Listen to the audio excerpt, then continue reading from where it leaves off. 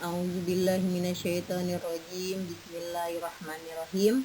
Assalamualaikum warahmatullahi wabarakatuh. Apa kabar anak-anak kelas 2 SDI Teladan Pulau Gadung? Hari ini Ibu akan memberikan pelajaran dasar-dasar ilmu tajwid, qalqalah, lamul jalalah, dan bunyi. Bu, kan kemarin sudah ada beberapa siswa yang bertanya seperti itu. Ya, kemarin kita sudah mempelajari qalqalah, lamul jalalah, dan guna. Ibu hanya ingin kalian lebih paham. Untuk minggu ini kalian lebih paham lagi apa itu qalqalah, apa itu lamul jalalah, apa itu guna. Kenapa bisa Ibu memberikan pelajaran lagi? Karena nilai PTS kalian ada sebagian yang kurang memuaskan. Jadi untuk tambahan nilai lagi, Ibu akan memberikan pelajaran di YouTube ini. Semoga kalian bisa menyimak dengan baik ya nak ya. Amin ya rabbal alamin. Baiklah, kita akan memulai. Ibu akan merangkum pelajaran per 3 bulan ya. Dari bulan Juli, Agustus, September. Dan ini masuk hari pertama di bulan Oktober. Kita akan memulai dengan pembelajaran pertama. Baik, kita akan membahas satu persatu. Pertama Ibu pilih yaitu qalqalah. Qalqalah artinya memantul atau menggema. Hukum qalqalah memantulkan bunyi huruf-huruf qalqalah yang berharokat. Hurufnya ada 5. Ba, ja, da, to, ko. Biasanya kita gabung menjadi baju di toko. Jadi hafal tuh hurufnya qalqalah ya. Nah, qalqalah ini terbagi menjadi 2. Satu qalqalah kubro, yang kedua qalqalah sugro. Qalqalah kubro artinya qalqalah yang besar. Qalqalah sugro artinya qalqalah kecil. Qalqalah kubro itu memiliki 4 macam. Huruf qalqalahnya mati, tidak asli karena diwakofkan. Kenapa bisa diwakofkan? Karena dia berada di akhir ayat. Contohnya wasjud. Kalau di tulisannya itu wasjuda bisa, atau wasjudu. Tapi karena dia berhenti di akhir ayat, maka dia harus diwakofkan. Jadinya wasjud. Wama kasab. Ba-nya itu domah, tapi karena di akhir ayat maka diganti menjadi sukun harokatnya. Jadinya wama kasab. Bunyinya pantulannya besar tuh. Wama kasab. Wasjud. Ge-nya itu bunyi pantulannya besar. Posisinya ingat, qalqalah kubro posisinya ada di akhir ayat, di akhir ayat maksudnya, atau diwakofkan ya. Lanjut ke qalqalah sugro atau qalqalah kecil. Nah, bedanya di sini, di qalqalah kecil huruf qalqalahnya matinya asli, dia berharokat sukun ya. Dia berharokat sukun, dibacanya terang dan mantul. Bunyi pantulannya kecil ya.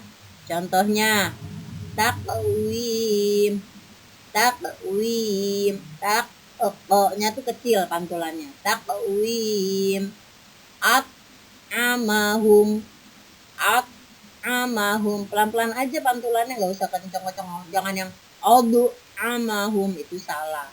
Itu bukan qalqalah kecil, tetapi qalqalah sugro. Tapi juga posisinya salah karena dia di tengah, yang kubro itu di akhir. Jadi ingat bedanya, yang kubro di akhir ayat, yang sugro di tengah ayat, dan memiliki harokat asli sukun, tidak disukunkan, tapi memang asli sukun, di tulisannya pun asli sukun. Nah, di sini ada contoh dari kedua qalqalah tersebut, qalqalah sugro dan qalqalah kubro. Nah, coba kalau misalkan kita tatap muka, Bu Rahma sudah pasti tunjuk satu persatu yang mana yang kubro dan mana yang sugro. Tapi nggak apa-apa, di sini buat kita pembelajaran nanti ketika kita tatap muka kalian sudah paham ya. Nah, di sini contoh qalqalah sugronya. Pasarna bihi naq'an. Naq'an itu yang sugro, yang kecil ya. Karena posisinya yang warna merah itu qafnya, qaf warna merah itu berada di tengah ayat atau di tengah kalimat. Makanya dia punya harokatnya sukun. Jadi membacanya harus dipantulkannya tipis. Nggak boleh tebal pantulannya. Fa asyarna bihi naq'a. Ya. Satu lagi. Wa ma adraka mal hutamah. Nah, daknya itu kan wa ma adra, bukannya wa ma adra. Nah, itu bukan. Jadi kita dipantulinnya kecil aja. Wa ma adraka mal hutamah. Itu contoh dari qalqalah sugro. Ibu akan lanjut ke contoh qalqalah kubronya. Di sini tertulis warna merah itu ada di belakang kalimat. Sayasla naran zata lahab. Lahab itu harus besar pantulannya. Irama dzatil imad. Irama dzatil imad. Nah ya, mudah-mudahan kalian paham ya. Kalau misalkan kalian belum paham tentang qalqalah, boleh tanya Bu Rahma lagi di Japri atau di telepon.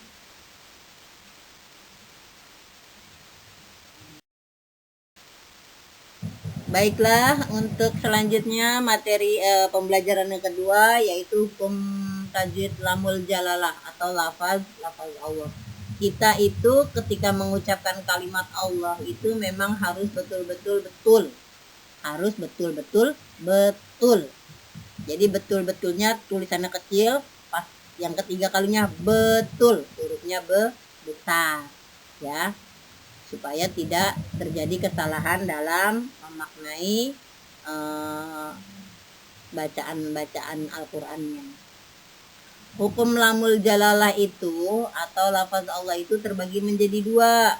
Satu tafkhim yang artinya tebal, sedangkan tarkik itu artinya tipis. Ya, ada dua. Tafkhim artinya tebal, tarkik artinya tipis. Bu Rama mau jelasin dulu nih yang tafkhim nih, yang tebal lagi nih Bu Rama jelasin. Di sini apabila ya contohnya gini, minallah, di situ kan ada tuh minallah ya, nunnya ada harokat fathah ya, bertemu dengan huruf Allah atau lamul jalalah, maka dibacanya loh, bukan minallah. Minallah, minallah tuh. Begitupun dengan yang ada di lingkarin, huruf ro-nya sukun bertemu dengan lam bertasydid atau kalimat Allah saja yang lebih gampangnya kalimat Allah, maka kita bacanya nasrullah, bukan nasrullah ya, nasrullah, karena dibacanya loh. Tafkhim itu apabila fathah atau doma bertemu dengan huruf lamul jalalah atau tulisan Allah, maka dibacanya loh, harus tebal ya, harus ditebalkan, bukanlah tapi loh ya, diingetin. Sudah paham sampai di sini? Kita lanjut ke tarkik. Tarkik itu artinya tipis, berbeda. Jadi huruf harokat itu, yang harokat biasa itu kan ada 3, fathah, kasroh, dan doma. Nah, tadi yang di tafkhim itu di bagian fathah dan domahnya. Kalau di tarkik itu cuma satu yang kasroh. Ya. Nih, dilihat, perhatikan di situ ada lingkaran ba. Ba-nya itu berharokat kasroh. Ya, bertemu dengan tasydid dan fathah besar atau huruf atau tulisan Allah. tulisan lamul jalalah. Maka kita membacanya billahi, billahi, ya, bukannya billahi, bukan, tapi billah, billah, dibacanya billah. Ingat, sebenarnya gampang untuk menghafalnya. Tafkim dibacanya loh, tarkik dibacanya la.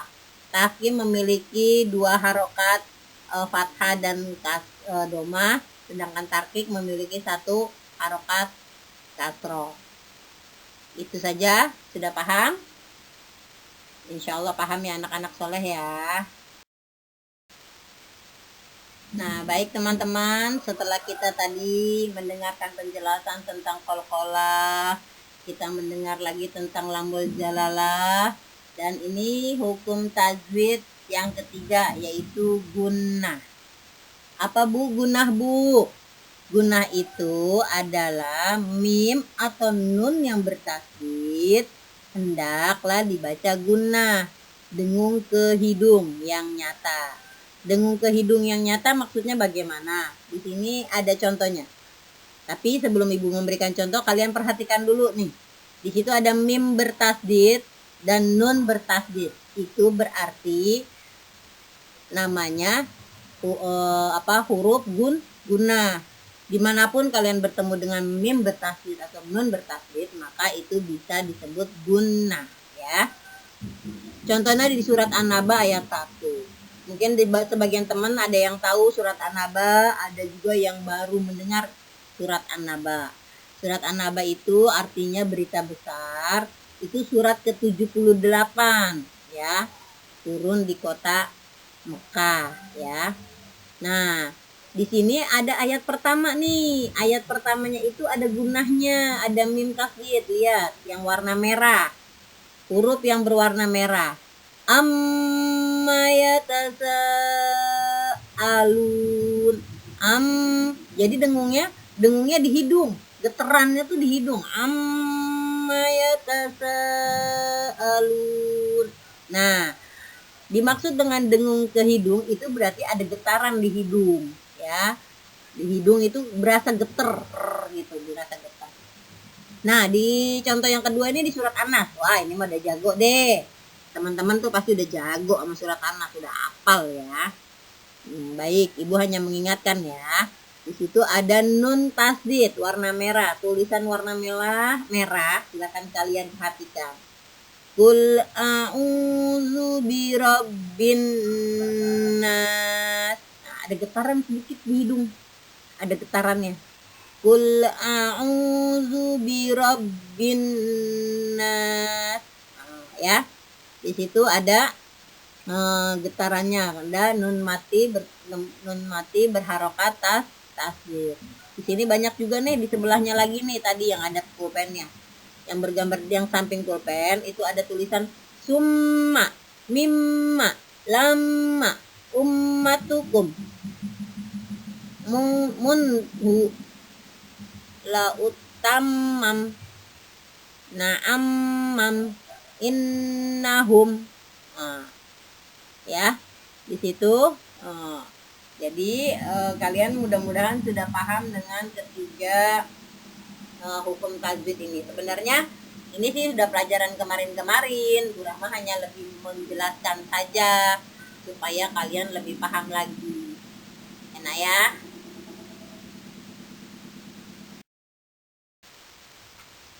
Baiklah, setelah kalian memahami, mendengarkan penjelasan dari Ibu tentang qalqalah, tentang lamul jalalah, tentang gunnah. Nih, Ibu pengen kalian praktek ya. Prakteknya itu tugasnya ada 2. Pertama, kalian mencari qalqalah di surat Al-Lahab. Al-Lahab mah tempatnya qalqalah kalau kata Bu Rahma ya. Ya, mencari qalqalah di surat Al-Lahab. Dan yang kedua, kalian mencari gunnah di surat Al-Lahab ya. Jadi tugasnya ada 2. 1, mencari qalqalah di surat Al-Lahab.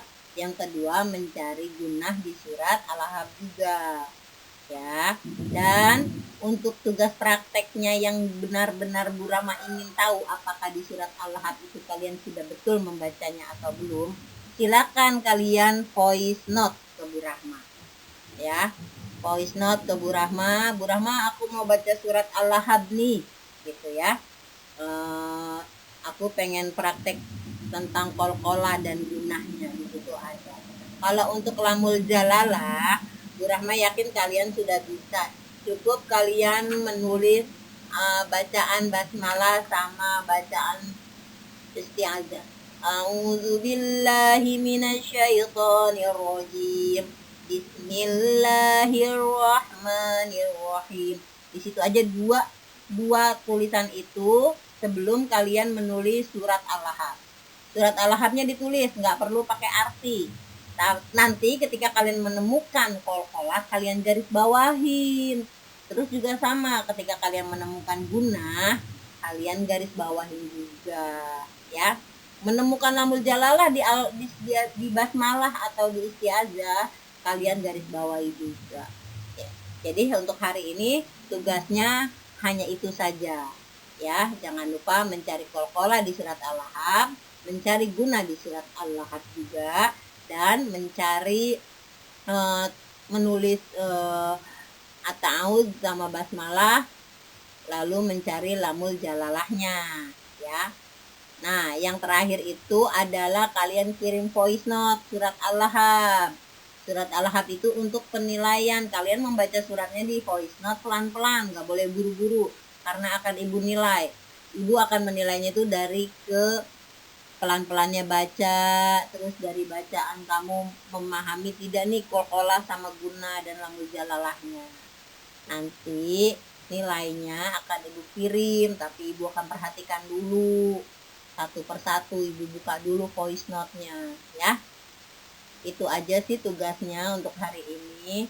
Terima kasih untuk teman-teman yang sudah mendengarkan penjelasan dari ibu.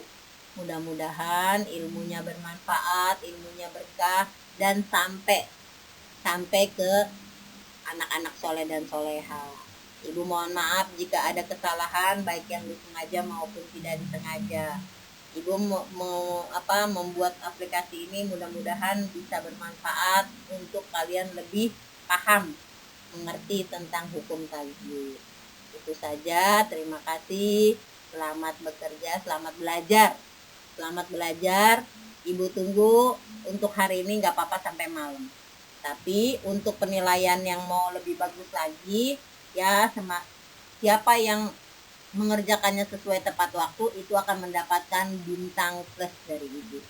Tapi kalau sudah sampai malam, tetap ibu nilai, dengan yang kalian bisa. Misalkan memang malam itu kalian dapat nilai 100, ya ibu akan berikan 100, tetapi tidak mendapatkan bintang. Gak apa-apa, ya mungkin mamahnya sibuk atau HP-nya dipakai berdua atau bertiga, ibu gak masalah. Yang penting kalian mengerjakan. Itu saja ya Naya. Terima kasih. Wassalamualaikum warahmatullahi wabarakatuh.